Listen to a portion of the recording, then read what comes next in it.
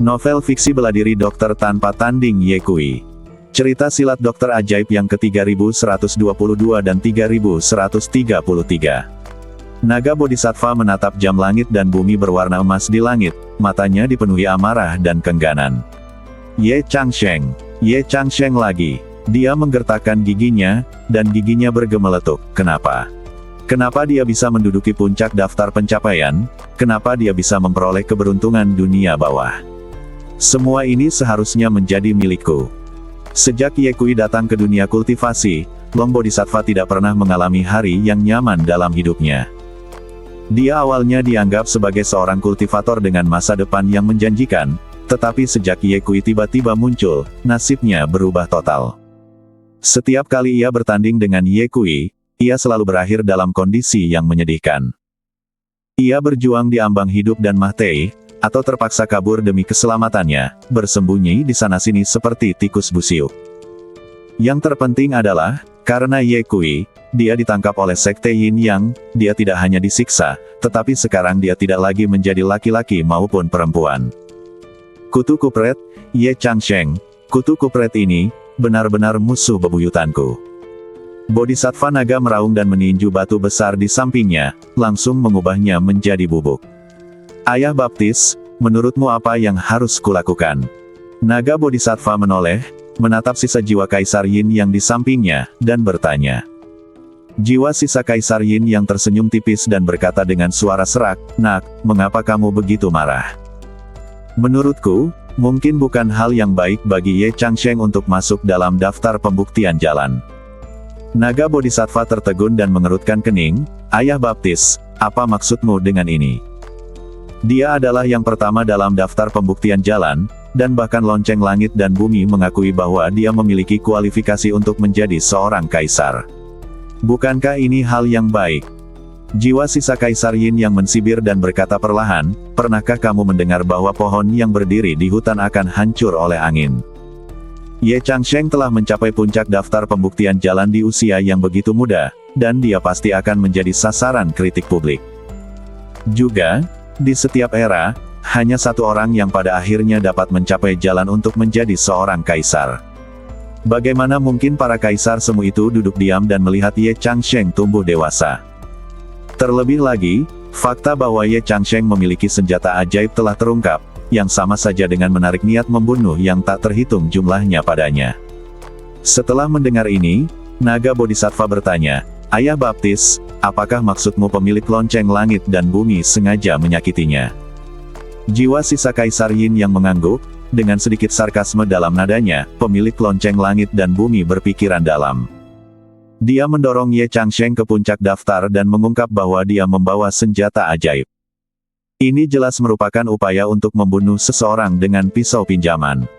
Saya berani menegaskan bahwa mulai hari ini, Ye Changsheng akan terus-menerus dalam masalah. Mungkin suatu hari nanti, kita akan mendengar tentang kematiannya. Setelah mendengar ini, Naga Bodhisattva merasa jauh lebih lega dan tersenyum. Ayah Baptis, Anda benar. Tidak peduli seberapa kuat Ye Changsheng, dia hanyalah seorang raja suci yang tak tertandingi. Bagaimana dia bisa menahan pengejaran seluruh dunia kultivasi? Ketika saatnya tiba, kita hanya perlu duduk di gunung dan menyaksikan pertarungan antara harimau-harimau itu. Ketika dia mati, kita dapat mengambil keuntungan. Jiwa sisa Kaisar Yin yang mengangguk puas, baguslah kamu dapat menemukan ini, tetapi kita tidak bisa hanya duduk di gunung dan menyaksikan pertarungan antara harimau-harimau itu.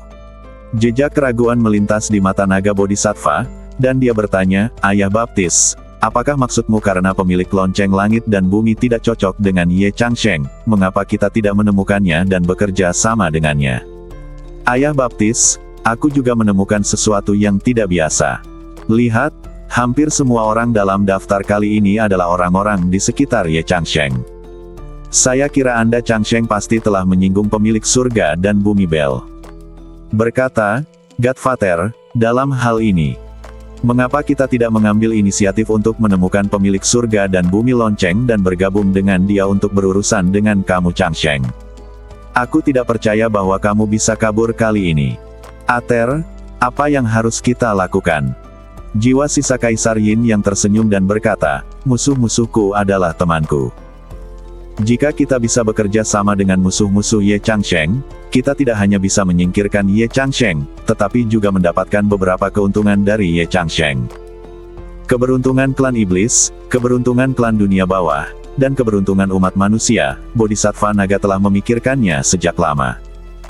Jiwa sisa Kaisar Yin yang mengangguk, dengan nada setuju, iya, kau bisa memikirkan ini, yang menunjukkan bahwa kau telah tumbuh dewasa.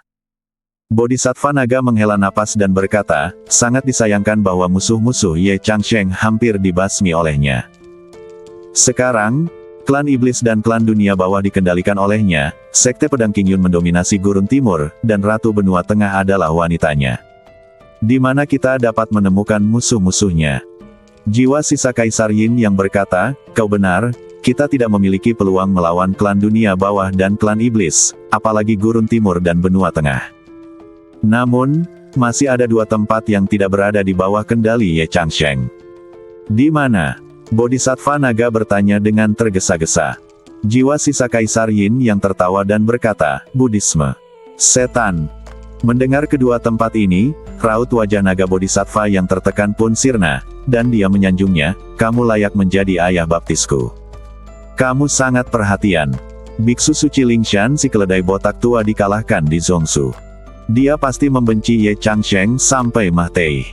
Lagi pula, Biksu suci Lingshan adalah Kaisar Semu. Jika kita bergabung dengannya, peluang untuk membunuh Ye Changsheng akan jauh lebih besar. Benar sekali. Jiwa sisa Kaisar Yin yang berkata, Biksu suci Lingshan memimpin Buddhisme Gurun Barat. Dia memang musuh besar Ye Changsheng.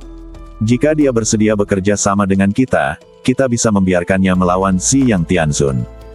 Naga Bodhisattva mengerutkan kening lagi dan berkata, tapi, Biksu suci Lingshan adalah orang yang kejam. Mungkin tidak mudah untuk membuatnya bekerja sama dengan kita. Jangan khawatir, Biksu suci Lingshan pasti akan bekerja sama dengan kita. Jiwa sisa Kaisar Yin yang penuh percaya diri dan berkata, Ye Changsheng telah memperoleh keberuntungan dari Hades dan Iblis, serta separuh dari umat manusia. Berdasarkan posturnya saat ini, dia pasti akan memperoleh keberuntungan dari agama Buddha juga. Berdasarkan hal ini saja, Biksu suci Lingshan tidak dapat menolak untuk bekerja sama dengan kita. Selain itu, kita memiliki dua hal lagi yang harus dilakukan. Setelah ini dilakukan, Biksu suci Lingshan akan semakin tidak dapat menolak kita. Dua hal yang mana? Tanya Naga Bodhisattva dengan rasa ingin tahu. Jiwa sisa Kaisar Yin yang berkata, temukan separuh keberuntungan umat manusia yang tersisa dan dapatkan keberuntungan ras iblis. Selama kita beruntung, Biksu suci Lingshan tidak akan berani meremehkan kita, dan kita tentu akan memiliki kepercayaan diri untuk bekerja sama dengannya. Mendengar ini, Naga Bodhisattva sangat bersemangat dan berkata, Ayah Baptis, tidak ada waktu untuk disia-siakan, mari kita berangkat ke ras iblis sekarang. Jiwa sisa Kaisar Yin yang merasa sedikit terkejut dan bertanya kepada Bodhisattva Long, mengapa kau berpikir untuk pergi ke klan iblis terlebih dahulu? Tidakkah kau menginginkan separuh keberuntungan ras manusia yang tersisa? Tentu saja aku menginginkannya, tetapi tidak perlu pergi ke Gunung Dua Alam. Bodhisattva Long berkata, gua di Gunung Dua Alam memiliki susunan teleportasi yang dipasang oleh klan dunia bawah. Jelas, pedang Kaisar manusia tidak lagi ada di gua itu. Ye Changsheng tidak mendapatkan keberuntungan ras manusia yang lengkap, yang berarti bahwa klan dunia bawah juga tidak mendapatkan pedang Kaisar manusia. Mari kita kesampingkan separuh keberuntungan ras manusia yang tersisa untuk saat ini. Aku pikir hal terpenting saat ini adalah mendapatkan keberuntungan ras iblis. Setelah mendengar kata-kata Bodhisattva Long, Kaisar Yin yang mengangguk berulang kali dan berkata sambil tersenyum, anak itu bisa diajar. Baiklah, seperti yang kau katakan, kita akan pergi ke wilayah utara terlebih dahulu dan mencari cara untuk mendapatkan keberuntungan ras iblis, lalu pergi ke kuil Leiyin Agung untuk membahas kerja sama dengan Biksu suci Lingshan. Mata Bodhisattva Long penuh dengan niat membunuh Ye Changsheng. Tunggu aku, saat aku mendapatkan keberuntungan ras iblis, aku akan memastikan kau mati tanpa tempat pemakaman. Kemudian, dia dan sisa jiwa Kaisar Yin yang pergi ke wilayah utara. Di kaki Gunung Mingsu, Alis Panjang dan yang lainnya saling berpandangan, hati mereka dipenuhi kebingungan dan kecemasan. Mereka semua bertanya-tanya mengapa pemilik lonceng langit dan bumi menjadi sasaran mereka. Terutama Ye Kui, mengapa dia didorong ke garis depan. Alis panjang tidak bisa membantu tetapi bertanya, Kutu Kupret kecil, apakah Anda memiliki dendam terhadap pemilik surga dan bumi Bel? Jika tidak, mengapa ia menargetkan kami seperti ini? Kemungkinan besar Raja Neraka dunia bawah.